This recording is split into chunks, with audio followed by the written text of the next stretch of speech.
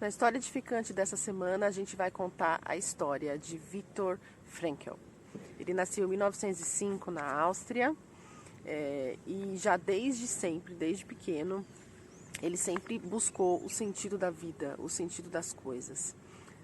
Com 15 anos, ele já começou a se corresponder com Freud, na época contemporâneo dele.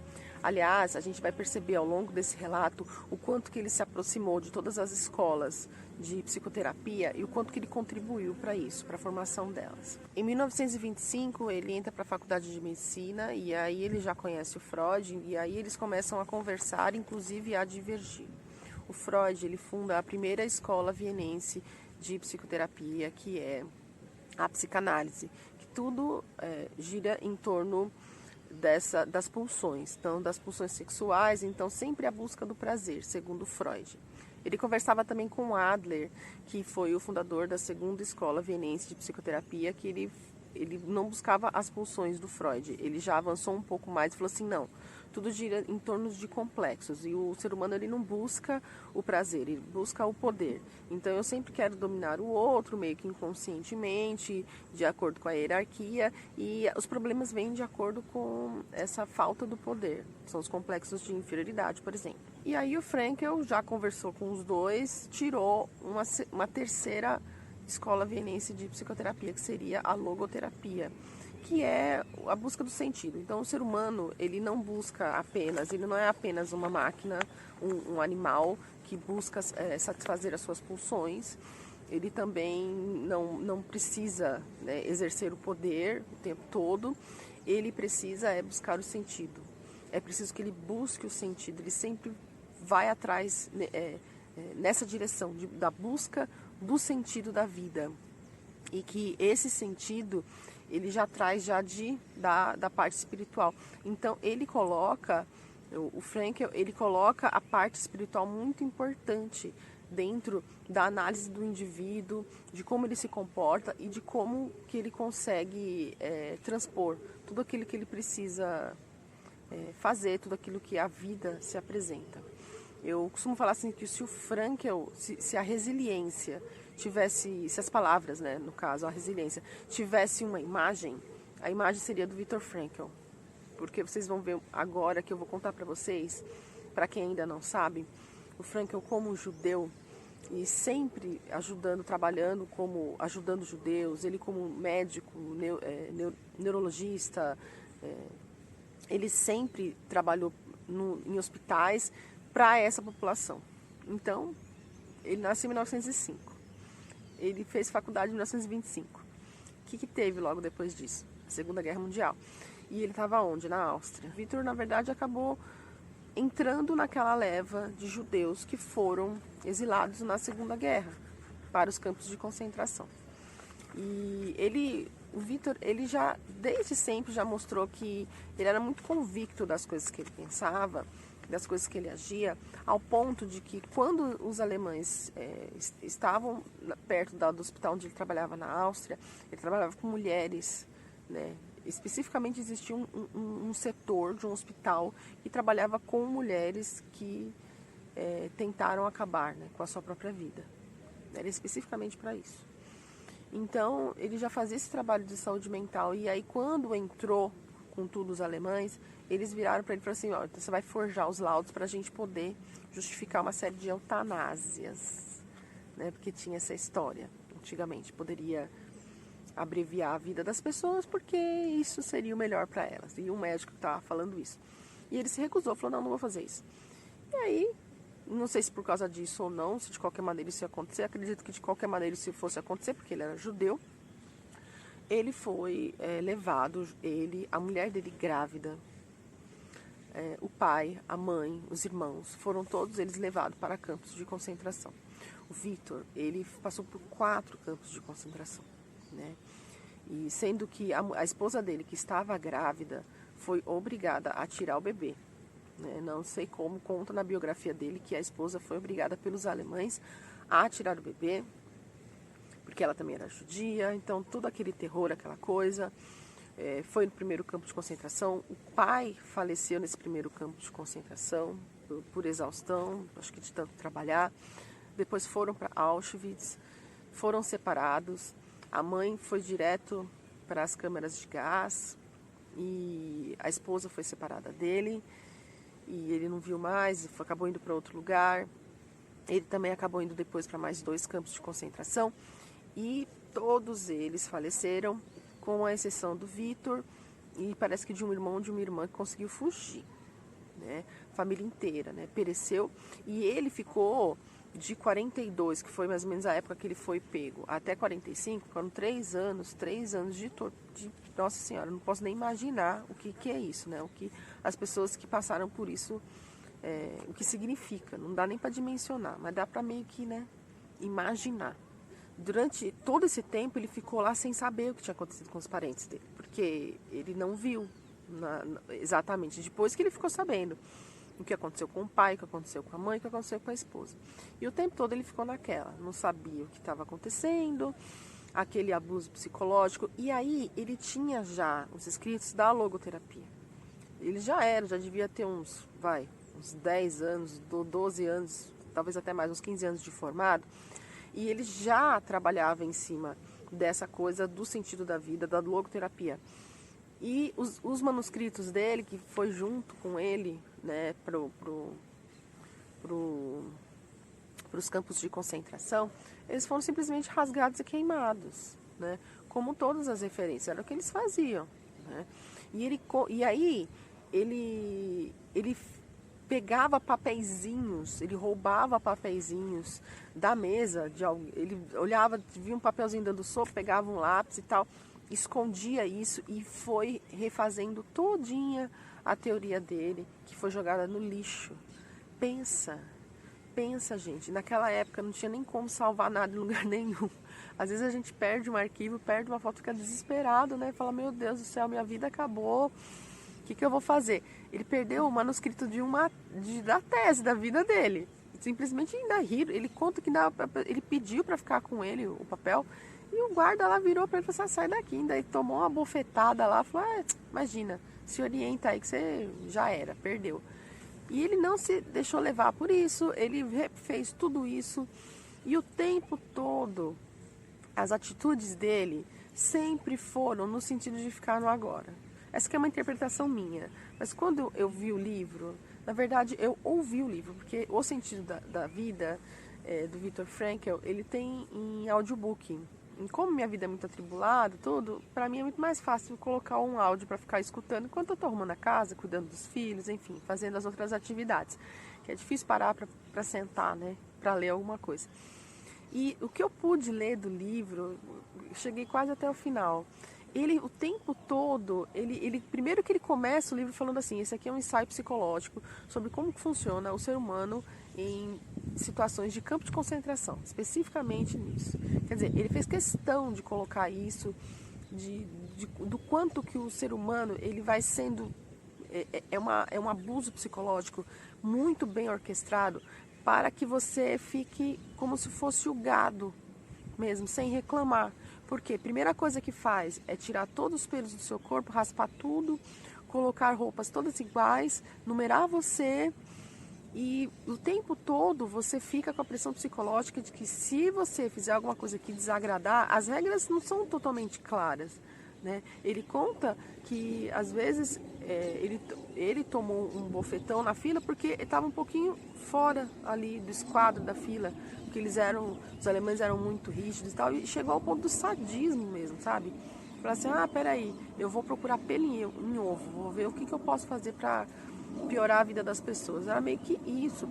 E com pouca comida, então privação de sono, privação da liberdade, o medo, né? O medo psicológico, a separação dos entes queridos, as doenças. Eles comiam uma vez por dia só, né?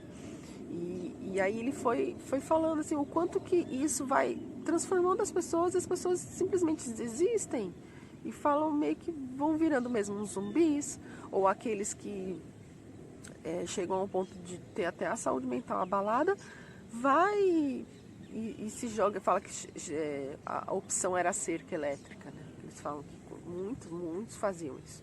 Iam direto na cerca elétrica, acabava com tudo, porque era uma situação muito, muito difícil. E dentro mesmo lá, dos 3 anos que ele ficou, depois no finalzinho, ele acabou até trabalhando como médico, porque teve uma epidemia de tifo exantemático, e como ele era médico, né, ele foi recrutado lá para o serviço. E o tempo todo, ele não tentava tirar vantagem daquilo, e ele vivia aquilo meio placidamente, assim, não, eu não vou. Ele tinha isso, ele colocava isso. No livro ele coloca, e nos depoimentos ele coloca, não, eu não vou. Se é isso que está me apresentando, eu sei o que eu quero fazer. Então, no caso dele, ele queria continuar os manuscritos, ele não deixou de fazer o manuscrito, e ele queria viver. Ele queria muito viver, continuar vivendo e continuar dando sentido para as coisas. Por exemplo, para um pôr do sol. Ele conta que um amigo interrompeu a merenda falando, gente, olha esse pôr do sol. E ele, junto com mais um monte de gente, parou tudo, parou a única refeição que tinha no dia para contemplar o pôr do sol. E ele descreve isso no livro com uma poesia. É tão tocante, sabe? E olha, as cores do crepúsculo, tal, não sei o que, os tons de vermelho, alaranjado, contrastando com o cinza dos campos de concentração. Quer dizer, consegue, né, ver o que realmente é importante, no caso, naquele momento que era o pôr do sol, que era o que melhor eles podiam fazer, mas não deixava de se situar aonde ele estava. Isso me tocou de uma maneira tão profunda, porque que incrível, né? A gente sempre anda na corda bamba, pelo menos eu me sinto muito assim, né? Você não sabe muito bem aquela coisa, você não sabe bem se você está fazendo certo, você não sabe muito bem se aquela direção é a correta a fazer, só que você está nesse exercício constante, sabe? De lembrar quem você é e não esquecer de onde você está. Mas olha só, quem você é, que é algo imutável, e aonde você está, que é mutável. E o que eu percebo muito, tanto comigo como ao redor, é que meio que inverte, né? Na verdade, o ser, quem você é, se transforma em onde você está. E você se perde nos papéis que você tem que desempenhar na vida. Seja o papel de mãe, seja o papel de esposa, de irmã, de filha, de profissional. Porque cada vez que acontece algum revés nessas áreas da vida que eu falei, meio que, né, a gente descompensa, né? Como já aconteceu comigo, como pode acontecer com você e como acontece na depressão, né? Muito, muito provavelmente você que tem a depressão, alguma coisa descompensou, algum fato muito chocante, muito triste, te descompensou ao ponto de você sair fora da curva e não conseguir mais lidar com as suas atividades de vida diária, não conseguir mais lidar com os seus pensamentos e tal. E o caminho agora é o quê? Procurar ajuda, claro, né? Você está ouvindo esse vídeo, então você já está no caminho. Não deixar de tomar as suas medicações, ir nas consultas sempre. Sempre vou ter a oportunidade de falar e sempre vou falar, né? Que é muito importante. Cuida do sono, cuida dos pensamentos, cuida da parte biológica, da parte, sabe, quais os remédios que você usa para depressão. Você usa a meditação? Seria bom que você usasse, né, para o autoconhecimento. Você vai nas consultas, você toma a sua medicação correta. Quando não está dando certo, você volta no médico. Isso é muito importante, né? E voltando ao que o Viktor Frankl fala, né, do pôr do sol, quer dizer, ele descreve todinho o pôr do sol maravilhoso, com todas as nuances, as cores, e muito, muito bonito, mas em contraste com os campos, sim, com o cinza, né? Porque ele, nesse relato ele fala muito dos tons das cores, e ele fala o quanto que destoa do cinza dos campos, né? Dos alojamentos, né? Será que a gente consegue fazer isso? Acho que é uma grande reflexão para a gente fazer, né? E é uma busca incessante. Para o Viktor, ficar no agora salvou a vida dele em muitas ocasiões. Ele teve, como ele depois foi trabalhar como médico em alguns alojamentos, então ele tinha algumas regalias, se é que se pode dizer, né? Então, ele teve algumas oportunidades de poder escapar, por exemplo, poder fugir, né? E ele nunca foi. E incrível que todas as situações que isso aconteceu, quem foi para algum lugar e acabou perdendo a vida, né? Quer dizer, não era para ele ir mesmo, né? E até contrariando. Ele conta, né, num dos casos no livro, que teve uma oportunidade já quase no final da guerra, de ele poder pegar os alemães prometeram que iam sair todos, quem quisesse trabalhar em tal lugar, que era um lugar que era conhecido como ter mais comida, ter menos punições, e quem quisesse ir para aquele lugar, que era só se apresentar, e ir. E foi dada essa oportunidade para ele e ele não foi. Ele falou, não vou ficar aqui trabalhando onde eu estou, porque eu acho que eu devo ficar aqui. Para que eu vou trabalhar em outro lugar? Para que eu... Não é isso, eu estou sendo útil aqui, né? Eu quero continuar trabalhando aqui.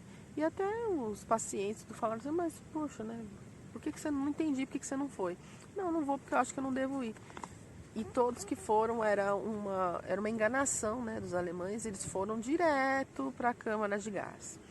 E aí quando veio primeiro a Cruz Vermelha, ele conta isso, primeiro veio a Cruz Vermelha, que entrou no campo de concentração, os alemães que estavam lá já ficaram todos, assim, acuados, já pararam de torturar tanto como estavam fazendo com os prisioneiros lá.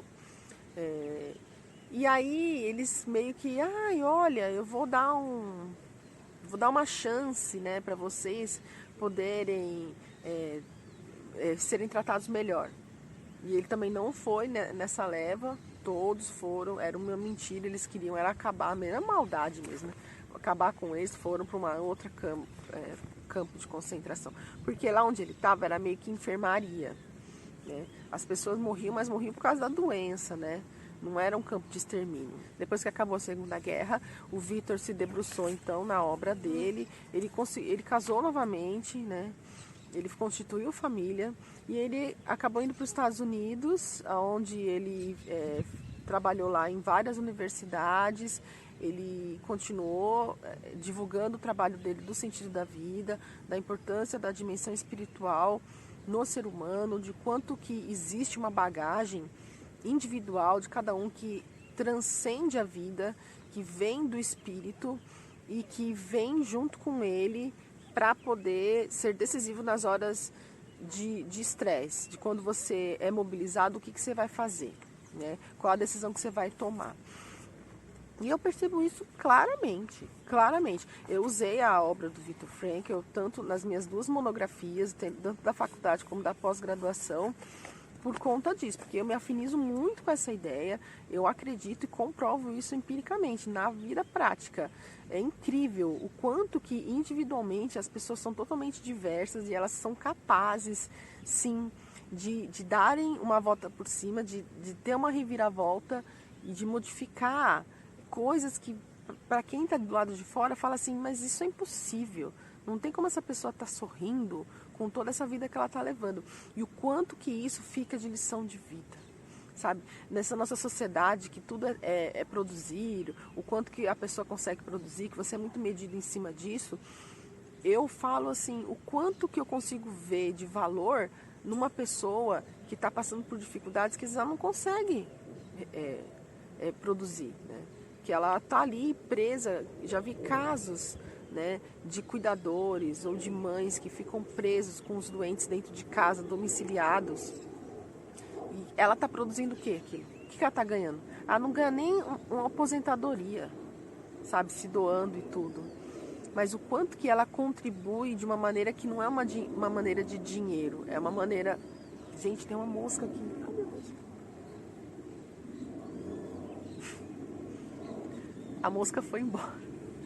Então, o quanto que essa pessoa, que ela não está conseguindo produzir, que ela não está conseguindo, que ela não tem um emprego, que ela não vai ter uma aposentadoria, não tem um ordenado, né, um dinheiro, ela consegue passar para todo mundo, ela consegue tocar corações e ela consegue deixar um legado no mundo.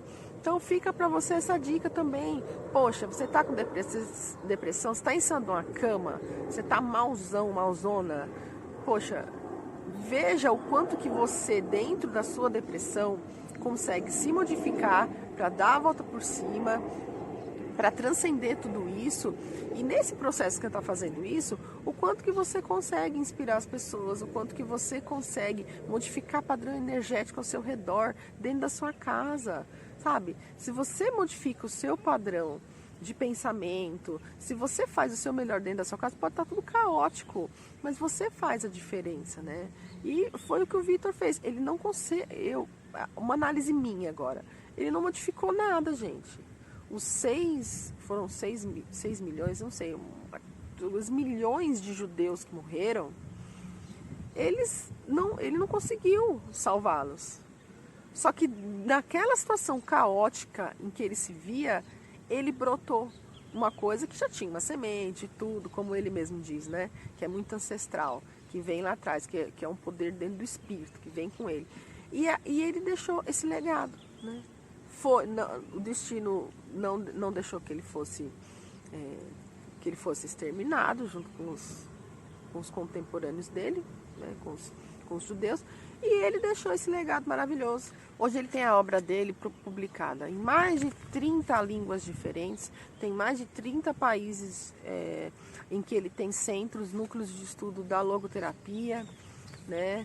E ele faleceu com 92 anos, produzindo, e ainda no ano que ele faleceu, ele ainda publicou artigo científico. Nunca deixou de estudar, nunca deixou a peteca cair, e deixou um legado maravilhoso aí para nós. Recomendo muito, muito, muito a leitura, né, do livro O Sentido da Vida, do Viktor Frankl. É incrível, gente, sabe? Procura, tem disponível também audiobook para quem precisar, como eu, para ouvir. São 5 horas de áudio, você deixa ali rolando enquanto você está fazendo alguma coisa. Durante uma semana você consegue escutar o livro inteiro e vai modificar a sua vida, tenho certeza. Eu espero que você sempre esteja melhor. Um grande abraço, fique com Deus e até o próximo vídeo.